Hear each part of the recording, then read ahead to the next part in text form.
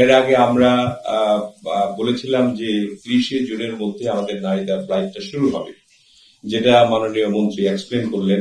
এর আগে আমি আপনাদের কাছে প্রেস কনফারেন্সে বলেছিলাম যে আমরা ফ্লাইটটা চালু করবো 30 জুনের মধ্যে। 30 জুনের মধ্যে আমরা করতে পারছি না। কি কারণে করতে পারছি না সেটাকে এক্সপ্লেন করা দরকার আপনাদের কাছে।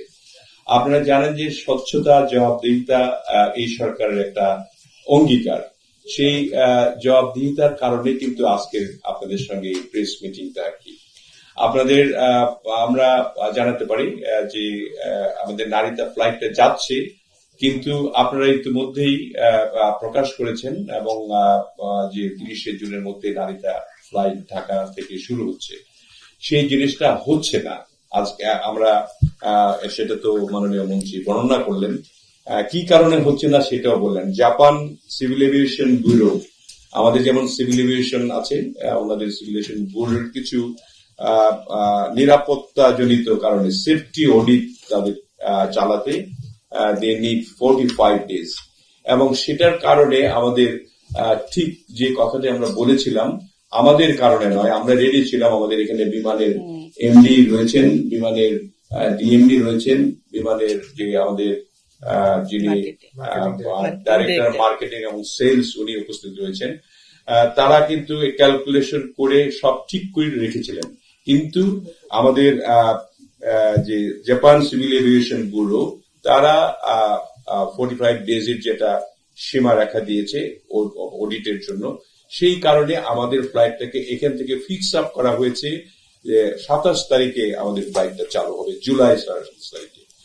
সো আপনাদেরকে এটাকে ক্লিয়ার করার জন্য যে 30শে জুন না বলে যদি অনুগ্রহ করে আপনারা 27শে জুনে শুরু হবে এটা বলেন, তাহলে 27শে জুলাই আমাদের ফ্লাইটটা শুরু হচ্ছে নারিতা জাপান। প্রথম দিকে আমরা ইনশাল্লাহ ধরেন 20শে জুন থেকে, আল্লাহর রহমতে 20শে জুন থেকে আমরা টিকিটটা ওপেন করে দিব। নারিতা রুটের সকল টিকিট বিক্রয় কার্যক্রম শুরু করা সম্ভব হবে, যেটা বিমানের ওয়েবসাইট সহ সকল ডিস্ট্রিবিউশন চ্যানেলের বিক্রয়ের জন্য উন্মুক্ত থাকবে। এটা 20শে জুন থেকেই থাকবে।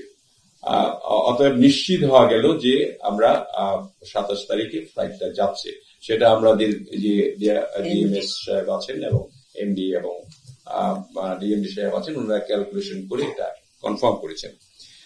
আমরা জানেন যে বর্তমানে জাপানে বাংলাদেশের 40,000-এর বেশি শিক্ষার্থী এবং কর্মী রয়েছেন, এবং এই সংখ্যা ক্রমান্বয়ে বৃদ্ধি পাবে। আমরা যখন ফ্লাইটের ব্যাপারে ঘোষণা দিই, তখন জাপানের বসবাসরত বাংলাদেশিরা উচ্ছ্বাস করেছে যে বাংলাদেশের প্লেন আসছে। এমনকি জাপানের যে হাই অ্যাম্বাসেডর এখানে আছেন, তিনিও খুব উচ্ছ্বাসিত হয়েছেন যে ডাইরেক্ট ফ্লাইটে যেতে পারবেন।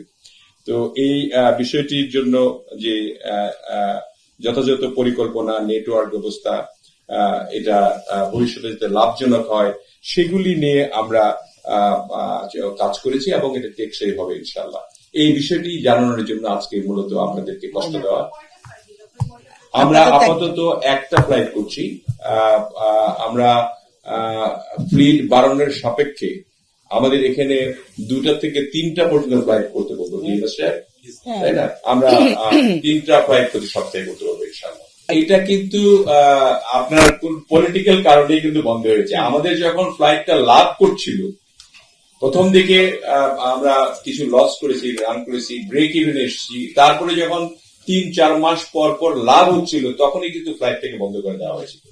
এবং এটাই খুব আশ্চর্যজনক ব্যাপার যে আমাদের দেশ নিয়ে আগের যে কোনো গভর্নমেন্ট, ফ্যাসিস্ট বাদ দেন, যে পূর্ববর্তী গভর্নমেন্টও এই চিন্তাটি করে নেই যে ফ্লাইটটি লাভ হচ্ছে তখন কেন বন্ধ করবো, তখন ফ্লাইটটা বন্ধ করা হয়েছিল। যাই হোক, সেগুলি সব আমরা পাস্ট ভুলে গিয়ে আমরা যাতে সর্বদাই লাভ করতে পারি, সেই চিন্তা করেই কিন্তু আমাদের এই ক্যালকুলেশনটা করে আপনাদেরকে আজকে জানান দেওয়া হয়েছে।